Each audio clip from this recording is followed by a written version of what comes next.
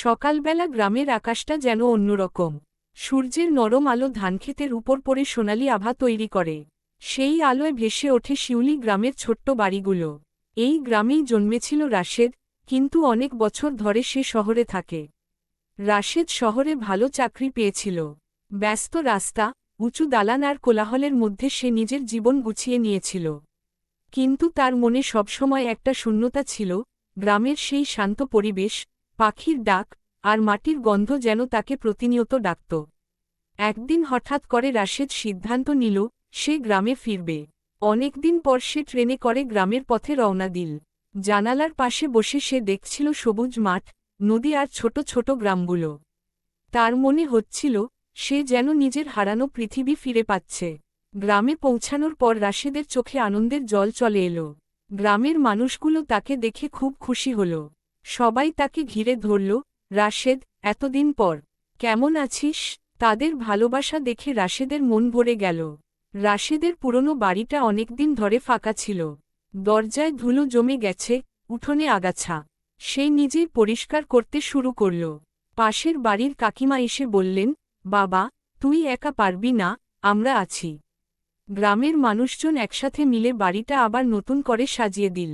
কয়েকদিনের মধ্যেই রাশেদ আবার গ্রামের জীবনে অভ্যস্ত হয়ে গেল। সকালে সে নদীর ধারে হাঁটতে যেত, দুপুরে গাছের ছায়ায় বসে গল্প করত, আর সন্ধ্যায় গ্রামের মাঠে ছোটদের সঙ্গে খেলত। শহরের ব্যস্ততা আর ক্লান্তি যেন ধীরে ধীরে মিলিয়ে গেল। একদিন রাশেদ গ্রামের স্কুলে গেল। সেখানে সে দেখল, স্কুলের অবস্থা খুব একটা ভালো নয়। অনেক ছাত্রছাত্রী ঠিকমতো পড়াশোনা করতে পারছে না। তখন রাশেদের মনে একটা ইচ্ছা জাগল, সে গ্রামের জন্য কিছু করবে। পরের দিন থেকেই রাশেদ স্কুলে পড়ানো শুরু করল।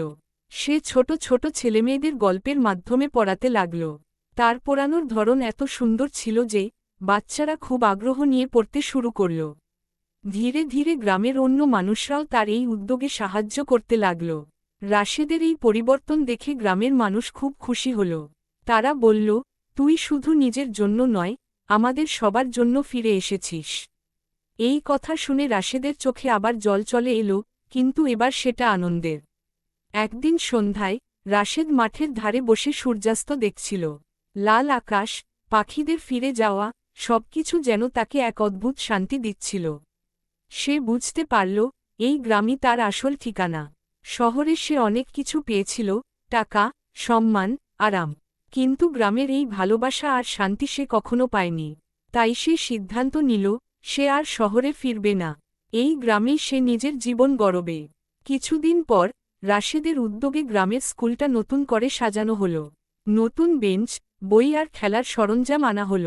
বাচ্চাদের মুখে হাসি দেখে রাশেদের মন ভরে গেল। গ্রামের মানুষজন এখন তাকে খুব সম্মান করে। তারা জানে, রাশেদ শুধু একজন মানুষ নয়, সে তাদের স্বপ্নের অংশ।